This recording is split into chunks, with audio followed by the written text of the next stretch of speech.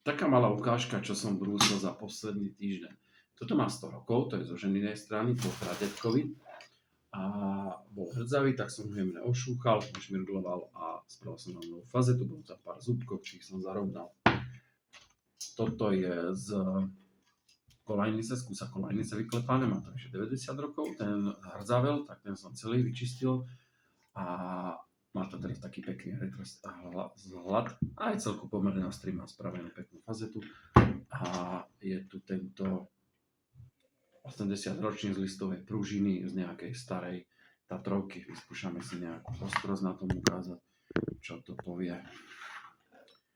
A ešte vlastne zoberiem si tento ako výpovednú hodnotu, toto od kolegu. Ten je z nich pomerne, možno bol najostrejší z nich, ale ten som dobrusil, ten som nechcel. Ten nechám takto.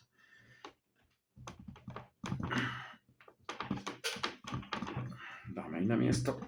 Dobre, nejde. Vyskúšame tento 4 mm koža. A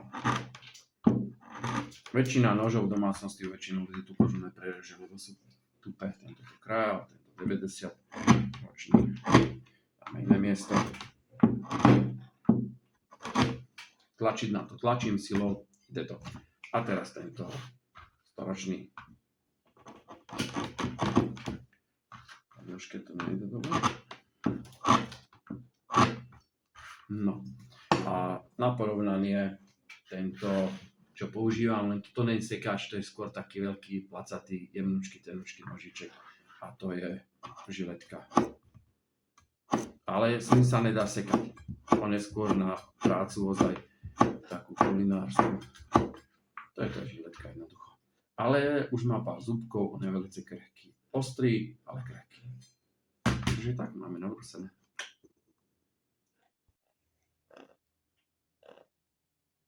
Ty mi vyrába strúhanku s roštekou? Je to dobré? Áno?